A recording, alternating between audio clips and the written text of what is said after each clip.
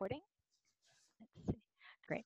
I'm Helen Jung. I'm the opinion editor with the Oregonian, here with the proponents of Measure 26210. I guess I should have double checked that. The homelessness measure that Metro is putting forward, as well as opponents to the measure. And if we can just start off by having, I guess, Lynn Peterson go first in terms of introducing yourself and handing it off to someone else on here together to let people know who's talking. So just introduction? Yes. Thanks. My husband just came in. Lynn Peterson, Metro Council President, and I'll turn it over to Mitch. Hi, Mitch Hornecker. I'm Vice Chair of Here Together, and I've been involved with homeless services programs, mostly for kids, early since 1986, and been in Portland since that time. Andrew? Hi, Andrew Hoan, President and CEO of the Portland Business Alliance, and a relatively recent transplant to this community from New York City, where I worked in homeless services for Volunteers of America, Greater New York, and thrilled to lead up the Regional Chamber of Commerce for Greater Portland, Southwest Washington. And Katrina, if you're available. Hello, Katrina Holland, Executive Director of Join and Chair of the Advisory Committee for Here Together. I've been in housing advocacy for almost a little over 10 years now. And yeah, I'm really excited about this measure. And I'll pass it off to, is that it? Maybe if Amy Lewin and Andrew Scott can both introduce themselves real quick. Yeah, sure. Hi, I'm Amy Lewin. I lead the communications team of the Portland Business Alliance. I'll just be listening in, so thanks for asking. Hi, I'm Andrew Scott. I'm the Deputy Chief Operating Officer at Metro. I'm here as a neutral party to answer any factual questions. Great. And can we start now in terms of those who oppose this measure? Eric, will you go first and introduce yourself? Sure, I'm Eric Fruits. I'm the Vice President of Research at Cascade Policy Institute. And Joe? Joe Gilliam, Northwest Grocery Association, representing grocery stores throughout the metro area, through the state and throughout the state of Oregon. And Lynn Snodgrass. Hi, I'm Lynn Snodgrass, the CEO of the Gresham Area Chambers of Commerce, a native Oregonian. I've got you beat in by a bunch of years. And a small business owner, family business for 50 years. Great. And Therese, if you can introduce yourself again, and also Laura. Therese Bottomley, editor of the Oregonian, OregonLive. Laura Gunderson, I'm the Director of Public Interest and Accountability, which means an editor here at the Oregonian. Great. Thanks very much again for being with us today. I'm just going to start off with a question for the supporters of this measure. Actually, you know what? I'm sorry. Let's start off by if the supporters can give like a 1 or 2 minute intro to why you believe that voters should support this measure. Thanks.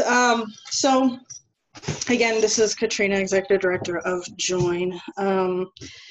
It's no secret that we're in a housing crisis and have been in a housing crisis for decades, but I would say the acuity of the housing crisis has definitely peaked around 2015. And as we look to the days post-COVID recovery, we're probably looking at another housing crisis of folks falling out of the bottom of the housing market.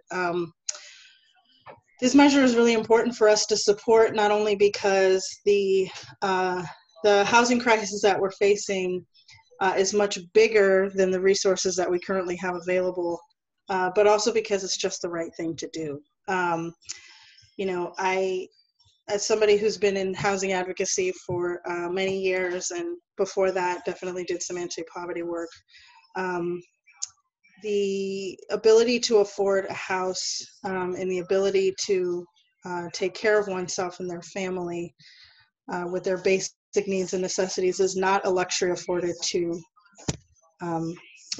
everyone, and it should be.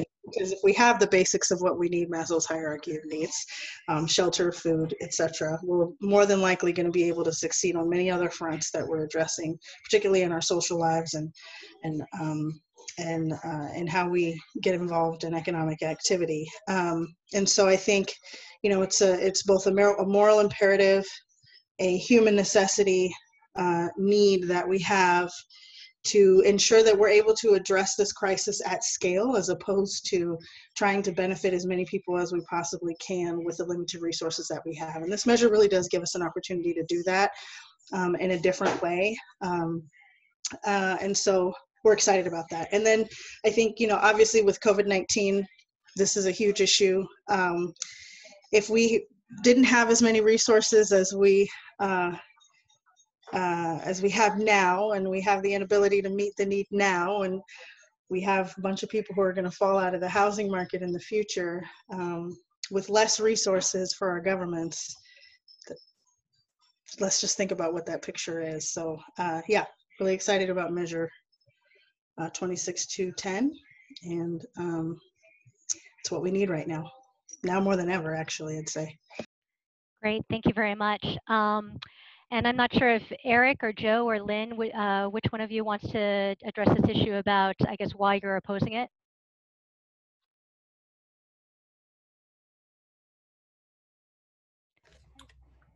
Eric, you want to lead on that?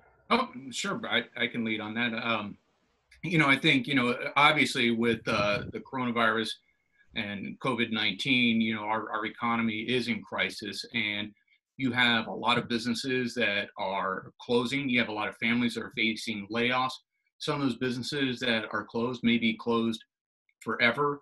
And if you look out there at some of the businesses that are really hard hit, businesses like McMinimans, Powell's, Chef's Table, those are all businesses that would be subject to this tax. And a lot of Portlanders and Oregonians would think of those as being small businesses, but they're still going to be subject to the tax. And the last thing they need, on top of not just the crisis they're facing now, but they're going to be incurring a bunch of debt to try to get out of this crisis. And it's going to take years for them to get out of that crisis. And then layering on not just one, but two new taxes, some people who will be paying twice for those taxes. It's just really poor timing. And it's just a poorly articulated bill. It was rushed to the ballot with so many unanswered questions. We don't know precisely how it's going to be collected. We don't even know who's going to collect it. We heard maybe the city of Portland, but there's no IGA in place. We have no idea. We have no measures of success. How many people are going to get treated? How many people are going to get off the streets? How many tents and camps are going to disappear? I don't know. Metro doesn't know. Here Together doesn't know. No one knows. And there's no articulated goals. This measure isn't. It's not even a program. It collects money and then develops a framework to create a program. And if you look at the timing of it, the tax goes into effect in 2020. Or 2021, I'm sorry, 2021, the first dollars won't be flowing until 2022. And then the money going out the door to actually help people won't happen until 2023. If this is such an urgent crisis, why did we set up a program that takes 3 years before the dollars actually hit the street? And so I think what we need to do is we should just reject this, go back to the drawing board. I think we could come up with a measure that's a lot more workable and effective. The big problem is that because Metro's running it, that's a whole other layer of overhead that's just going to take money away from taxpayers and also denies money to the people who need it most. Great, thank you. This is a question for the Here Together Coalition. Eric raises a number of points. We've also been very concerned about the lack of a clear program or outcomes or any kind of detail about how this money would be used. Can you talk about just a little bit on the tax collection front? How is that going to be administered? How is that going to be collected? I'm going to ask Andrew to update of where he is. Andrew Scott. Sure. So purely speaking about the tax collection, we've been in conversation with the City of Portland. We also have been in conversation with the State Department of Revenue as well. But the City of Portland believes they can stand up a tax collection system, both for the personal income tax and the business tax, relatively quickly. And it would be, the City of Portland did the income tax, Multnomah County income tax collection back in the mid-2000s. And they've recently been working, developing this integrated tax system, working with the IRS. And feel very confident that they can stand that up. And of course, they already collect business tax on behalf of both the City of Portland and Multnomah County. So to get a little bit more detail on that, I mean, how much is that going to cost? Because that would come out of the funds, the proceeds of this measure, right? That's right. Tax collection, yeah, it would be out of the proceeds of this measure. We haven't worked out the final cost with them. Obviously, we're not spending too much money up front until we know that voters, whether voters approve or don't approve the measure. But we have been talking to the City of Portland, would be able to move quickly if voters did approve. And Andrew, is there, will collection costs factor into the 5% administrative cap that Metro is committing to? The tax collection costs are separate from the 5% administrative cap. So how much could be going to collection and administrative? I actually don't have an estimate in terms of what would be going to the tax collection. So there's no commitment that there would be, that collection and administrative costs would be 10% or under, or 20% under, or 50% or under. There's no commitment. No, they obviously will be, we will do it as efficiently as possible. I think it's really important on a measure like this to make sure that those tax collection efforts are funded sufficiently. Just from I think a good governance standpoint, that's important, but they are outside of that 5% cap. And this might be more of a question for the campaign, but talking about good governance, I mean, isn't that shouldn't voters be told that X percent of this money is going to actually go to the services that they're being told it's going to go to? And secondly, why don't you make clear in the ballot measure that that 5% administrative cap does not include collection costs? I'm happy to answer that, given that we talked about it in the advisory committee, unless folks have other things to share. You can start, Katrina, thanks. Okay, absolutely. So the measure does specify, at least on a sort of percentage measure of what services will go to what and to whom. So 75% of the funds with the advisory committee voted that most of that would go towards people who are very, very low income with the highest acuity, so 0 to 30% area median income, and a disabling condition or chronic condition that would render them the inability to pay for a home on an ongoing basis. So that is specified in the measure. Just a minute, sweetheart. And then 25% would be used for people who are also who are not necessarily 0 to 30% income, but are unable to pay for housing on an ongoing basis due to some circumstance within their situation. So for example, the homeless father parked in front of the school with his 2 children who lost his job, got an eviction, and is having difficulty finding a place because of that eviction. 25% of the money is dedicated to people who find themselves in that sort of situation. And then the 5% administrative cost is applicable to the cost of operations and tax collection. Whether the Department of Revenue or the City of Portland will do it, has their own estimates for what that will cost. Lynn, did you want to say something after? The cost of collection, as far as I can think back in recent history, has never been part of a ballot measure specificity, unless it was part of the administrative cost discussion. But because this was an unknown of who would collect and how much we needed to have that flexibility to be able to collect, we did want to be able to have the flexibility to not spend up to the full 5% on the Metro side, which is our intent. But because this is the first time we're getting into the space, we wanted to make sure we could cover our costs. As you know, Metro subsidizes, and I'll look to Andrew just for fact check. We subsidize by a small amount, but it's subsidized on the housing ballot, the affordable housing ballot measure. We are over the 5% in totality right now. But I think what we were hoping is that we would have some upfront costs that would then come down over time. And I would like to jump in on the taxing efficiencies, one thing that the business community really appreciated. And I think this should help Helen to really dig into the point and the details of what you're referring to on how do you stand up a mechanism like this. As you heard Andrew Scott previously mention, this has been stood up before through the inaction of the Multnomah County personal income tax in the 2000s. It's important to note on the business tax side of this, it is verbatim the language from the Multnomah County business income tax currently as constructed, which is a tax on net profit. So, or excuse me, a tax on net revenue. So any money that is profitable for a business. So the precise language that was encouraging to the business community is to see the perfect alignment and perfect replication of that tax across the 3 counties. It makes a much more efficient implementation practice, and we're encouraged because that most of our businesses cross jurisdictional lines. So that was encouraging. So the point of efficiency, this is a verbatim tax related to the one that is currently in place in Multnomah County. Helen, can I jump in on this real quick, because there's a couple of issues that have been raised here. One, it may be verbatim what the Multnomah County business income tax is, but the world has changed since that went into place. For example, we have with the Student Success Act, it's now, you're not allowed to tax groceries. So they have to have a new mechanism to make sure that groceries aren't taxed out of that. That's a whole new chunk of code or process that needs to be worked through.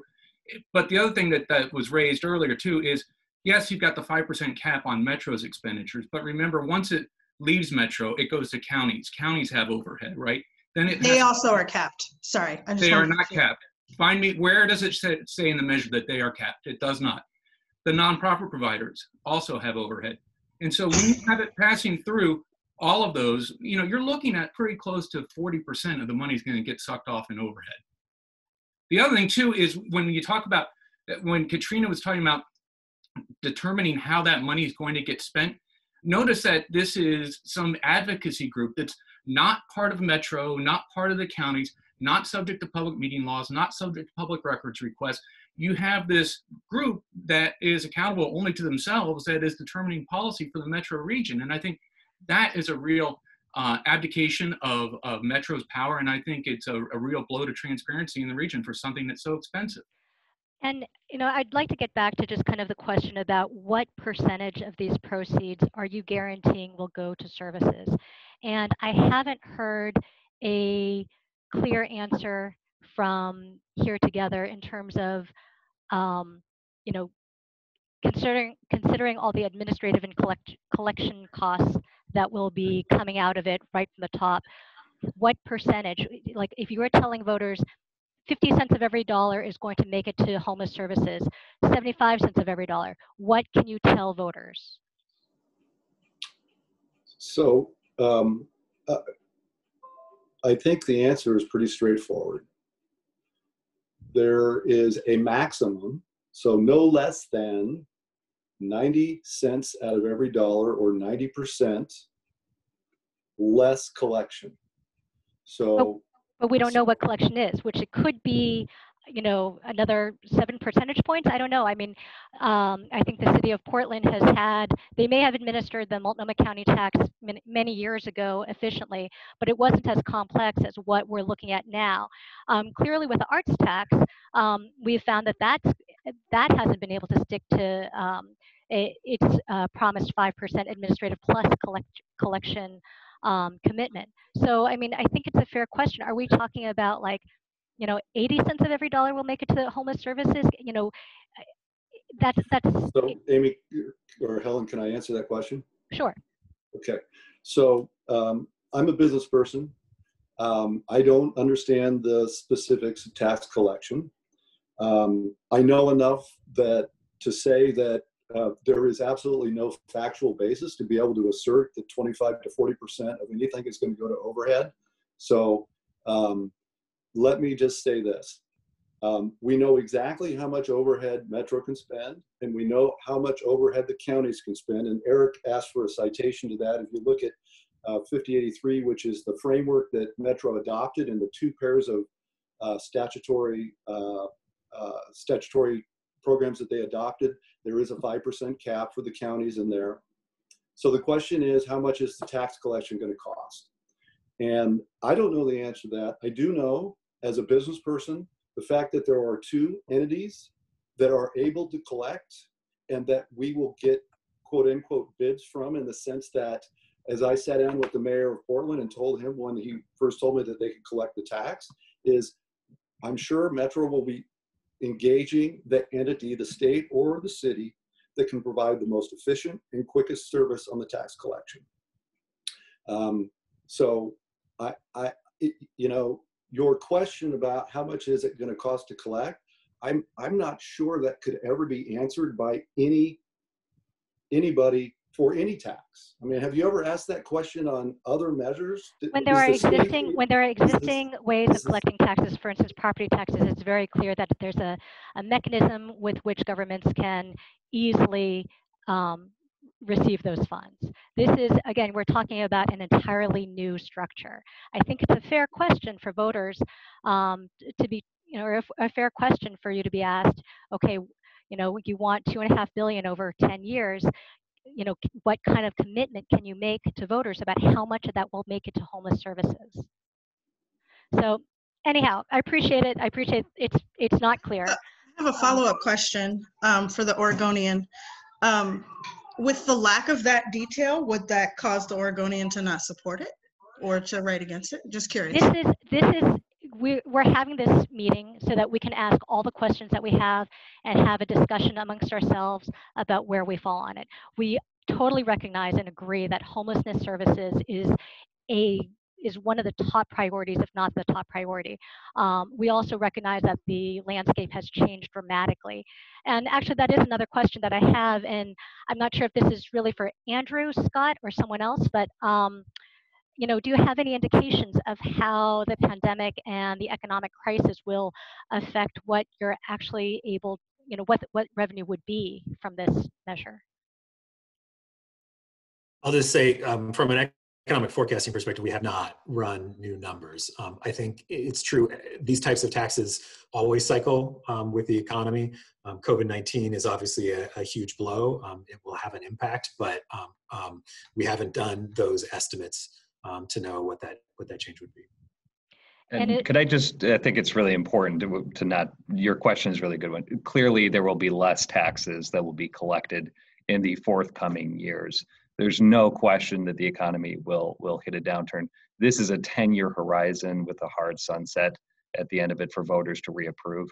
Homelessness is not going to go away because of COVID. In fact, the need will be greater. So let's just be clear about the fact that, yes, there'll be less money, but clearly the need will be much, much greater in the year ahead. So having these additional resources, be they less than $250 million, is acceptable, because we will need every single penny of this to deal with this crisis. This is the number one issue, as you've said, of the region. Having every additional dollar for a systemic solution to this problem cannot be forgotten. I cannot stress enough how important it will be in the year ahead. The number one throttle on the economy, as has been projected by any number of businesses, has been this homelessness crisis. This is not a secret that businesses are suffering now, of course, but they will suffer for the next 10 years if we do not resolve this issue in a systemic way, which this ballot initiative presents. It is as clear as day to anyone to note how our businesses suffer, whether they be downtown or anywhere in our region, because of the homelessness crisis, and we need a solution. This is that solution, and it is an economic driver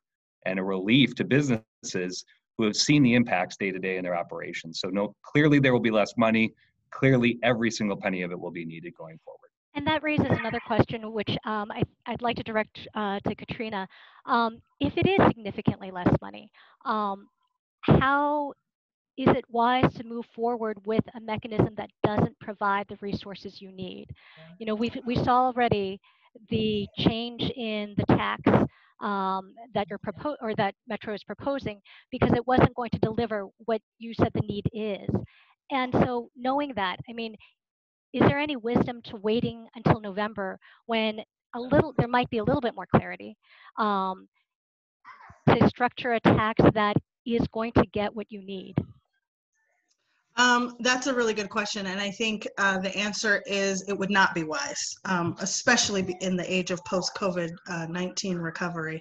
And the reason why I say that is because it sort of takes a longer view or picture at what's happened over the past 3 or 4 decades in terms of affordable housing investment. So if we look historically at where most of affordable housing investment and homeless services dollars came from, most of the time it came from the federal government. And that has been suffering a lot of disinvestment for many, many years that has helped to contribute to the situation that we're seeing today, where you have cities and counties and states who feel obligated to step up, utilizing resources that could go elsewhere to cover sort of the gaps in federal funding for affordable housing development and for services. For example, the National Housing Trust Fund, I think they had $30 million or something that was supposed to be available for affordable housing development for the entire country. And it was just created within the last 10 years.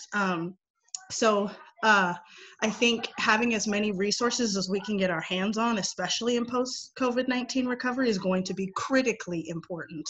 Otherwise, the issues that Andrew Hoan has been talking about, the acuity and the acuity of the crisis are going to be way more than what we can imagine.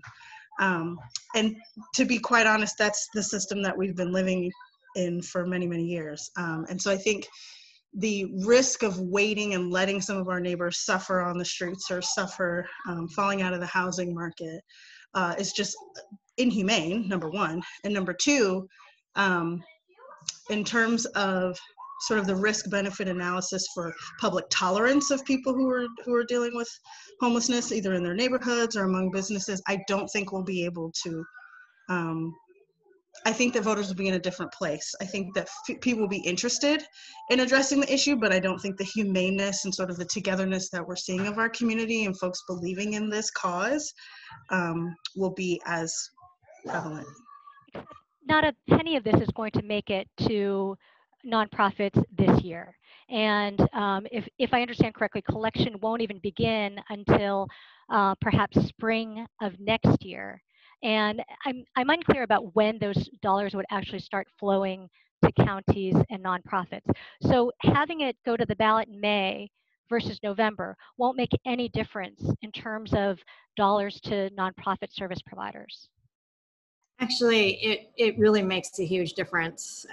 Being able to have this on the May ballot means that we are assured of moving forward, and Metro can actually start the work to negotiate with our partner, whoever it may be, to collect it and get it going as fast as possible. And I feel like with the situation we find ourselves in, we may get some big innovation coming our way from folks who want to make sure that we can get the money out as fast as possible. I can't guarantee that, but there's a lot of innovation going on right now. And when this passes in May, it gives us the ability to move this further faster. If we waited, it would just delay it. And there is no option. There's no delay option here. This is the moment that we have been putting ourselves together for over a decade. And it is here, and it is needed more than ever. So I guess I'm not quite clear in terms of why you can't do those kinds of negotiations. I mean, it sounds like the negotiations are underway for collecting the tax. And, why, anything would have to wait until passage. One, we cannot spend resources that we... Well, you won't have those resources, though. No. We can't spend that much time and energy on something unless we know it's for certain inside Metro. And we also can't be working on too much. You want to explain that, Andrew? Well, actually, let me ask, because you're spending money and resources.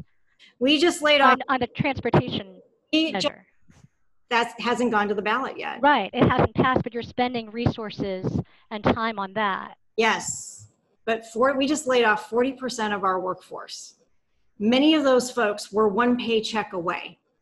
from being homeless, not being able to make their bills.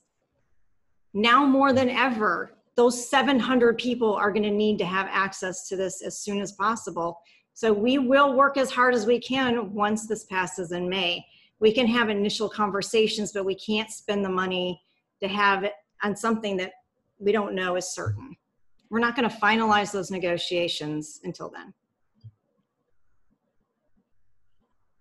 I don't feel like I heard, Lynn, how much or when we expect this money to start flowing if it were to pass in May. What is the timing? I've heard different timelines. So when would we see that getting to the front lines?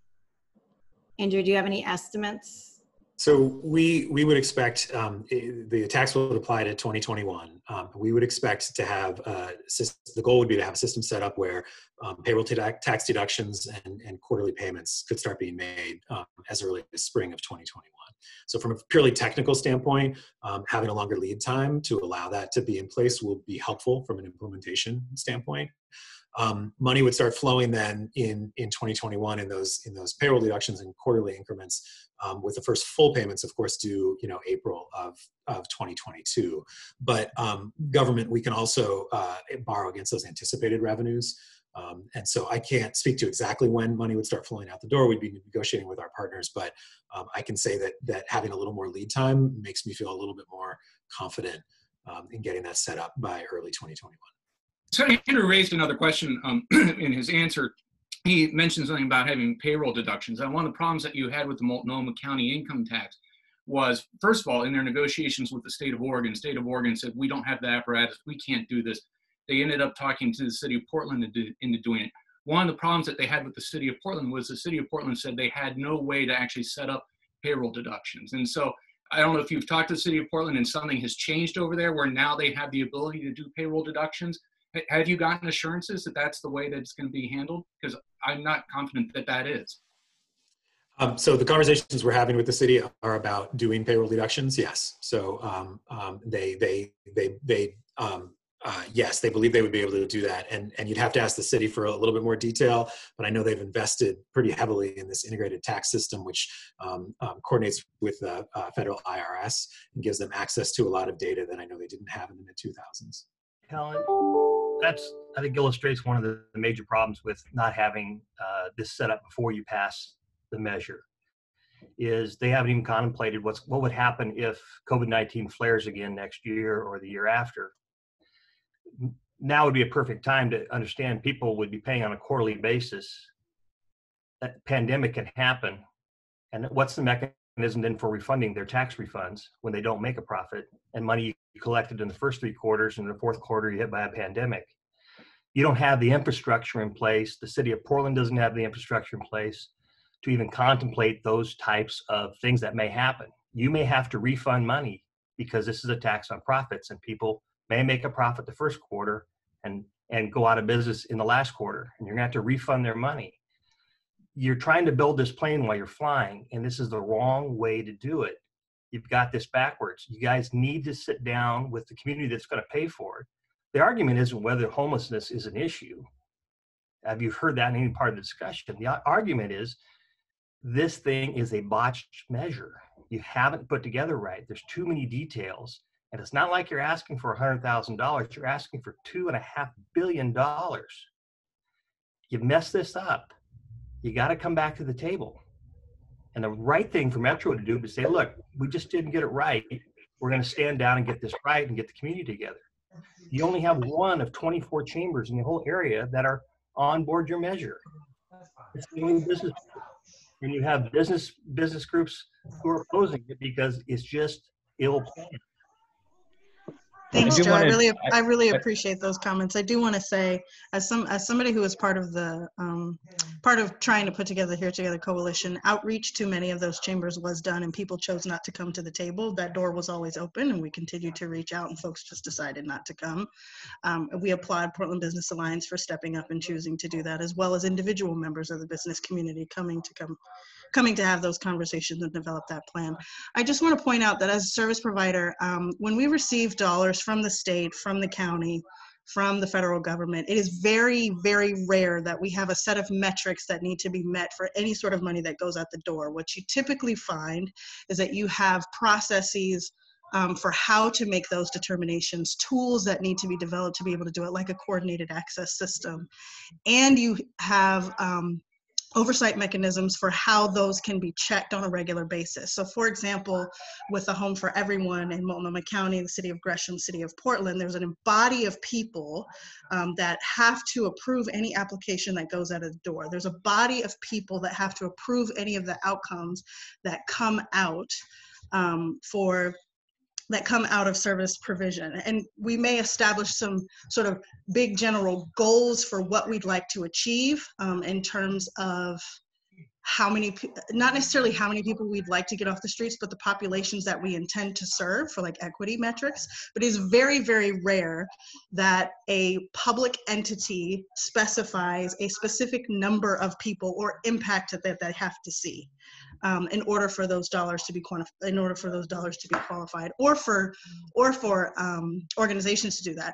Individual organization providers like ourselves are the ones that make those determinations. So we submit an application that says it is our goal to serve X number of people with X number of retention rates. It is our goal to affect the point in time homelessness count by X%, et cetera. And then that oversight body approves or denies and holds those folks accountable to it. It does not come from government entities. That is very out of the ordinary. And I don't think would be appropriate in this instance either. Also, just to the point, I really do have to correct something that is inaccurate here. So concerning the Portland City's ability to implement these tax measures, this is someone who has literally spent the last 2 days on this issue. First and foremost, the city does administer the Multnomah County business income tax. And Joe mentioned that they do not have the ability to change or refund resources.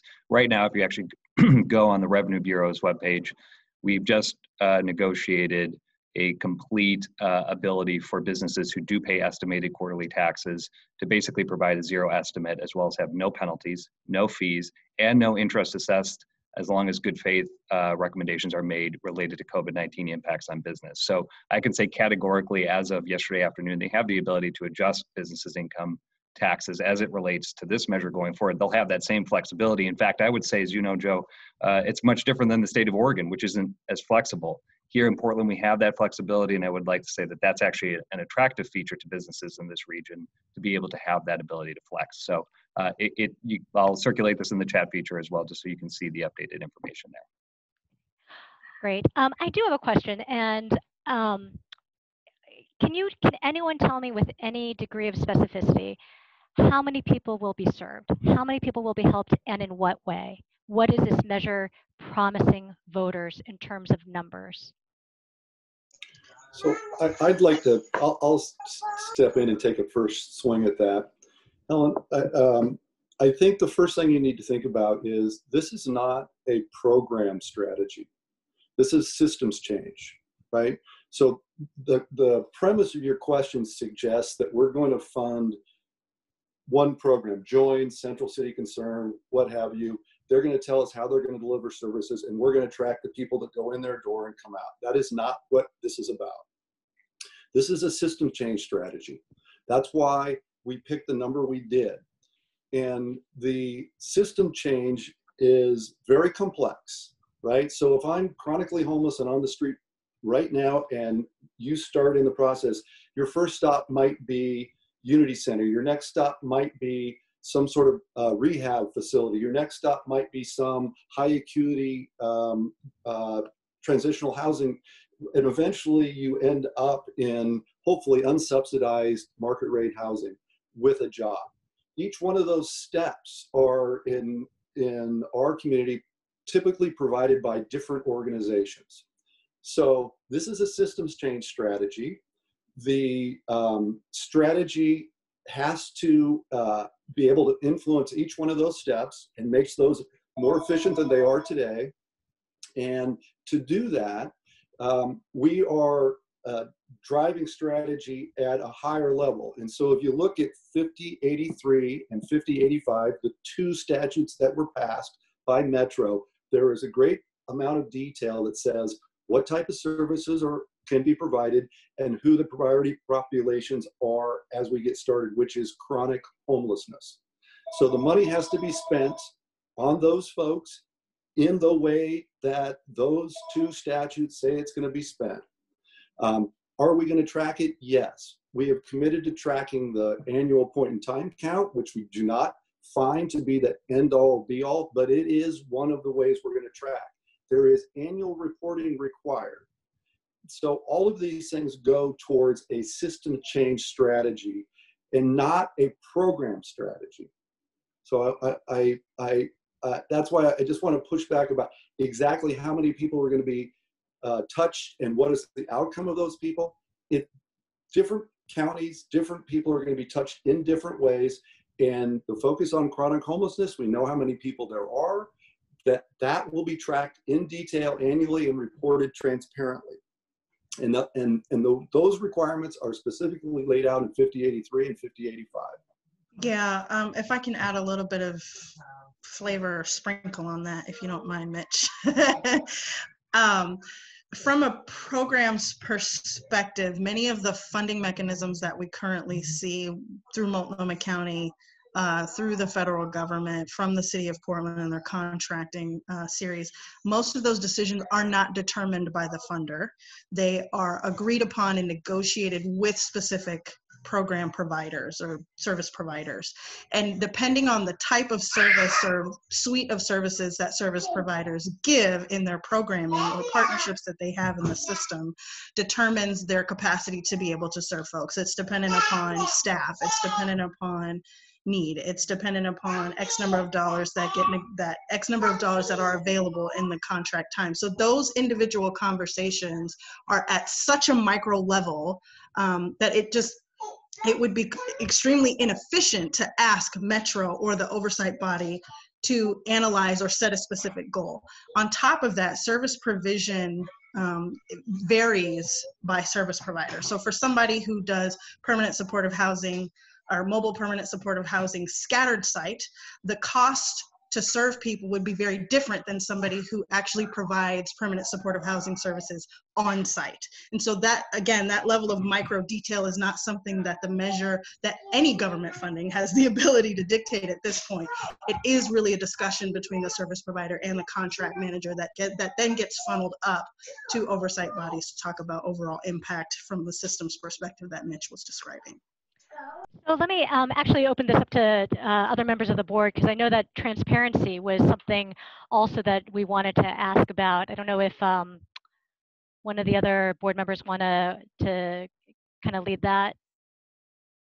Let me just start with the oversight structure, which I think is really important. And Mitch, jump in if I forget any part of this, because it's pretty large and complex in terms of the level of oversight and transparency.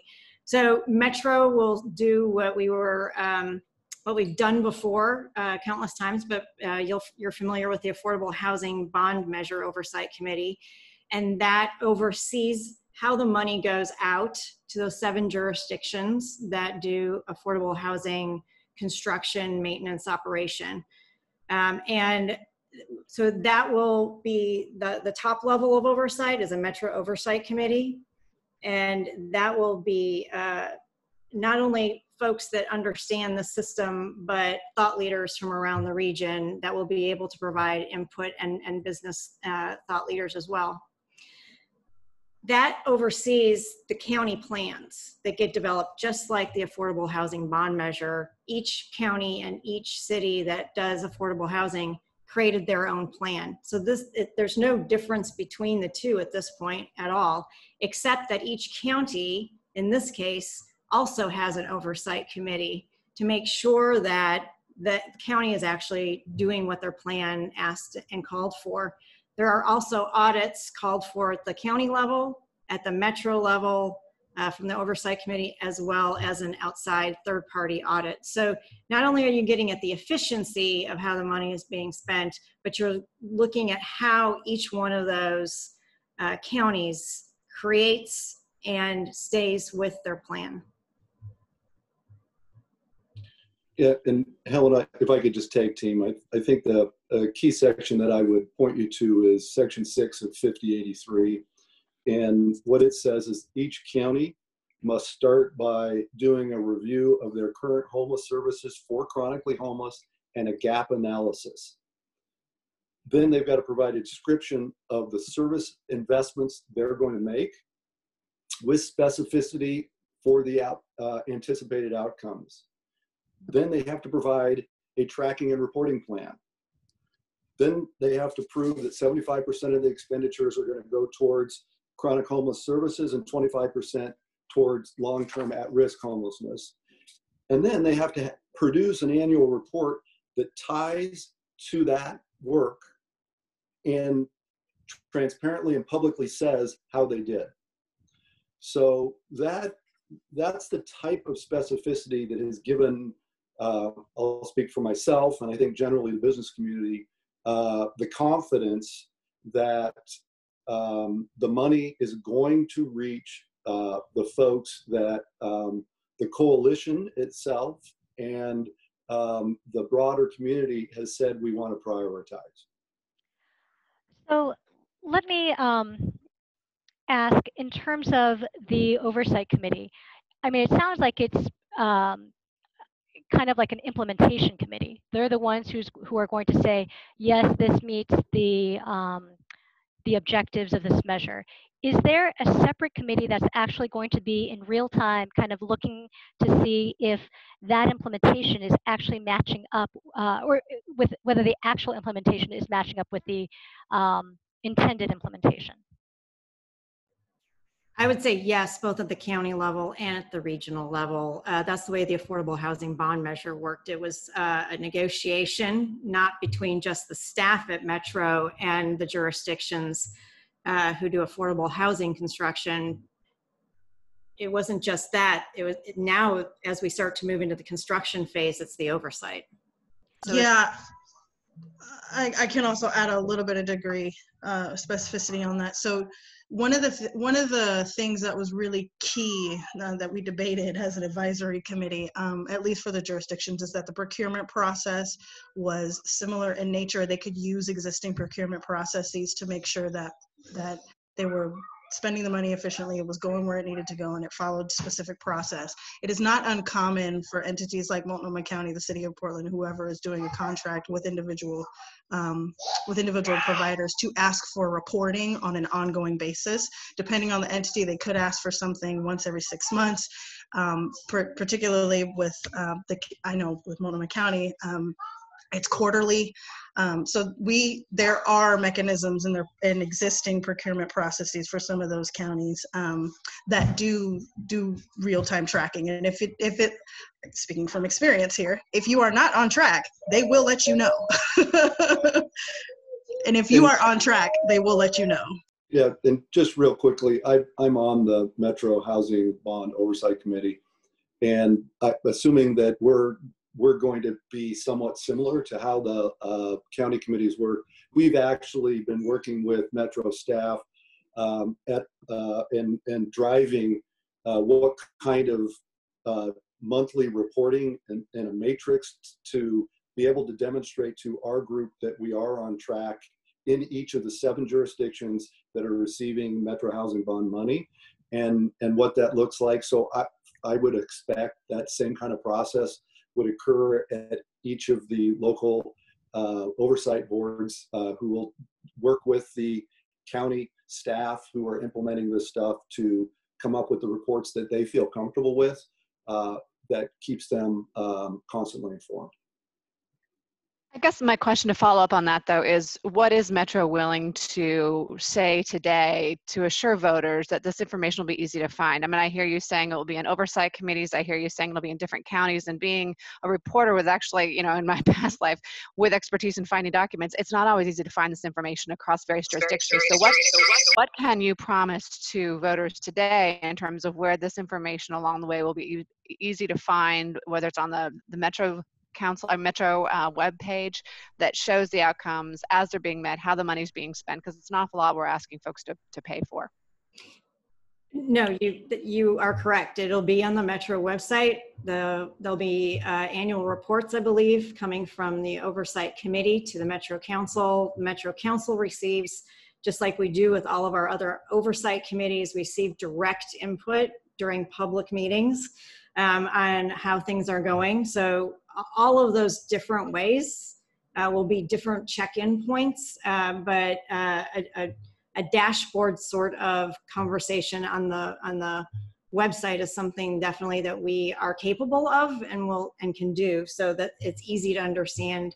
The one point that I will make is that unlike the only thing that's different between the affordable housing bond measure and this is that the affordable housing bond measure was bricks and sticks, and we could set out the 3,900 units that we wanted to build at a minimum, right? But people are not widgets. And I think we just need to take a moment and step back and say, what is it that each unique soul that we are going to actually be providing services to needs, and how do we move them, and how do we make sure that that movement is in a positive direction over the long term? And that is a different conversation, and it does require more of that dashboard trending information than it does just 3,900 units, right? We've got 330 units that are approved and are going to start construction this spring. That's an easy, fast hit piece of information. You feel like you're making movement. We can show that, but it'll be in a different way. And I think we'll be looking for best practices on reporting on that sort of thing. Lynn, can I ask a question? And it goes to what Mitch said earlier about a system change versus a program change. Can you hear me okay?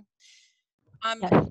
In your ordinance section 6, item 5H, that was highlighted in a lot of business meetings that I was in when they read the ordinance, because it directs, it specifically says public and nonprofit service providers. There's no mention of any private enterprise in there. And so I'm assuming then that the private entities that are paying the taxes aren't going to be allowed to participate, especially on the system change level that Mitch talked about. So to me, that feels like a red flag for potential success, because there are measurable solutions, proven programs out there that are private as well as nonprofit, but excluding them at the get-go from being able to participate seems self-defeating in a lot of regards. So I'm just curious. I can speak to the council intent, but I'd like Mitch to speak to the intent of the coalition first. Yeah, I don't think that's a reading that I've heard before. I certainly agree with your sentiment that would be a mistake.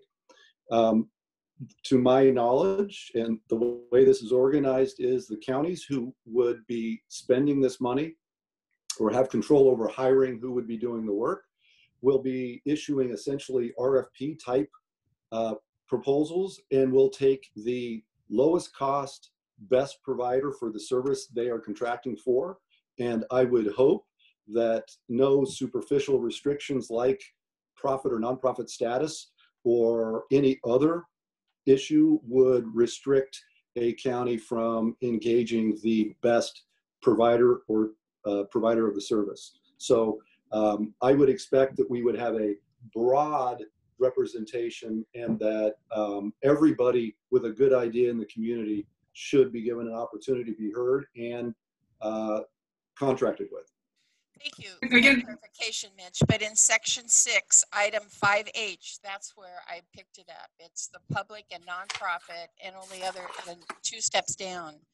So section 6, item 5H talks about the accountability, but it only refers to public and nonprofit service providers, and it doesn't leave room in that particular area for private enterprise, the business community, who have throughout the state and the United States lots of success stories that could be implemented, especially on the system change that you're talking about. The Metro Council's intent, as is with any oversight committee that we have, is that it represents a broad range.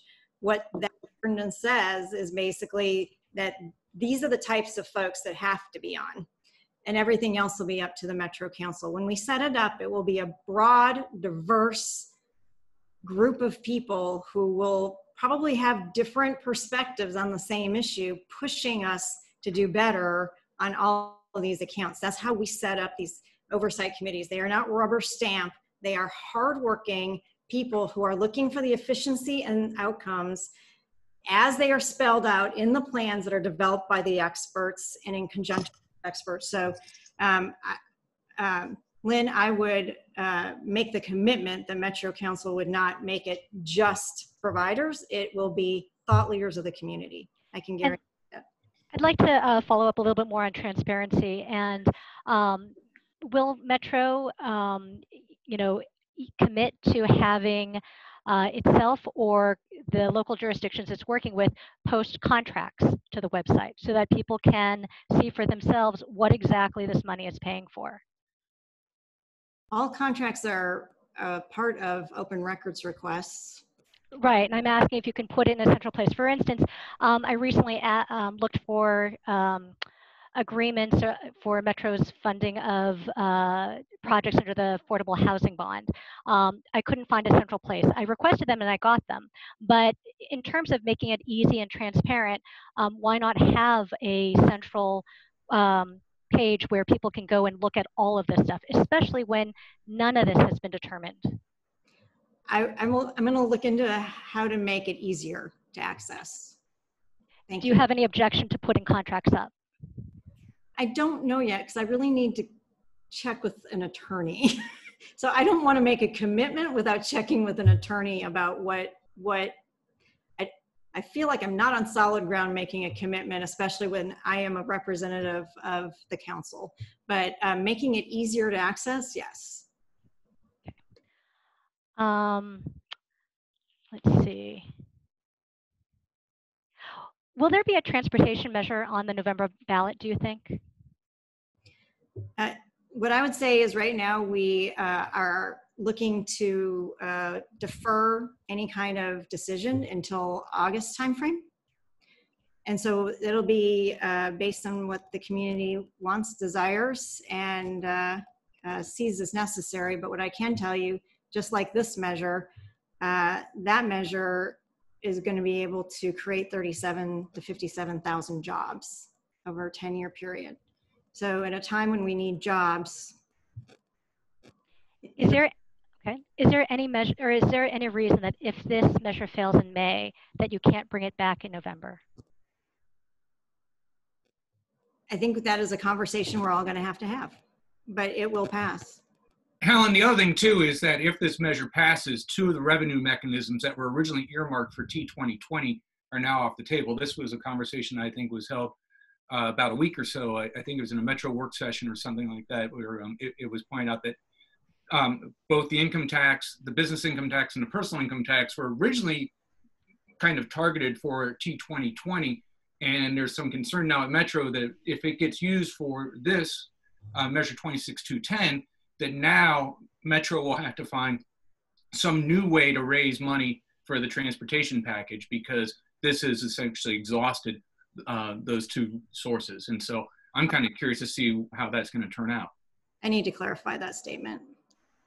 So we, as our task force went over this for the last year and a half, many of the options, all of the options for taxation that Metro has were on the table until recently. And the task force made a general recommendation. They talked about it. And then Metro Council has narrowed it down to employer payroll tax and vehicle registration fee for further discussion.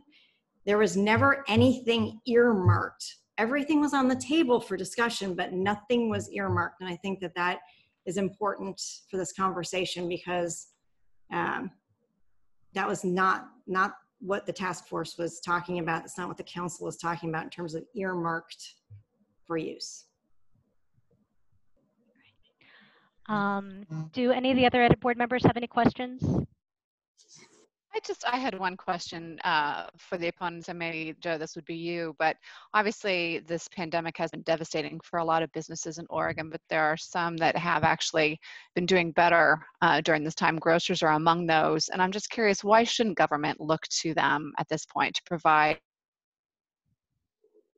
revenue? Well, I think it's fair to look to any business that is in the community to help with the problem. But that's not the issue with what we're having with this measure. This measure, the way it's written, is so unclear with so many mistakes because they rushed it to the ballot. That's the problem. It's not that we aren't willing to be part of the conversation and put something together that works. Grocery stores did very well in March, but they're not going to do as well in April and May as people have, unfortunately, for a lot of reasons outside this issue, have hoarded up goods. And sales are down. We're also metering people into our stores now, so there's not a mass rush to get the social distancing. So we're going to have about 2/3 fewer customers go through our stores in order to maintain that social distancing. One-way aisles and things like that are happening where those numbers are going to come down and they're going to be offset. Also, people aren't purchasing a lot of items they've already kind of hammered the stores with, like the toilet paper and the cleaning supplies and those types of things where now they have them in their goods. So while we had a very good March, April and May may be very, very dark, and it's going to average out. So well, let me follow up on that. So just if this does end up if it were to be moved to November or if it loses in May and comes back in November, then just because of this question about a rush, your organization would support it in November? Well, it depends how it's built. We want to sit down and really have an honest discussion about this. I mean, it's been a little appalling to me that we had about 2-3 days notice before this thing was put in the ballot about what the final structure was for taxation and the components in that. That was done by polling, not by economic models, to see what would pass. And we all know that because you reported your polls. But, a year ago, Metro wrote a letter to ODOT about the Rose Quarter project. And one of the main lines in there was Metro was saying, hey, you didn't only give us 45 days to consider this, it's inadequate. And they followed up with 21 points of details and questions they wanted to know about ODOT's plan. They didn't give us that consideration. They didn't give us 45 days, and they didn't give us the chance to ask 21 questions. So we'd be back at the table is the answer. But not knowing what it looks like, we might just end up with another mess like they put out this time. And if they did, the answer would be no, we'd be against it again. Yes, if it was something that made sense, had more detail, had more accountability, then we'd be a yes. Great. Well, thank you very much, everyone, for your time. We've gone a little bit past our hour, so thank you very much for making this time available and for answering our many, many questions about this. I anticipate we'll be coming out with our endorsement toward the end of the month, but in the meantime, we'll follow up with you if we have any further questions. But again, thank you so much for your time. Thank you, everybody. Thank you.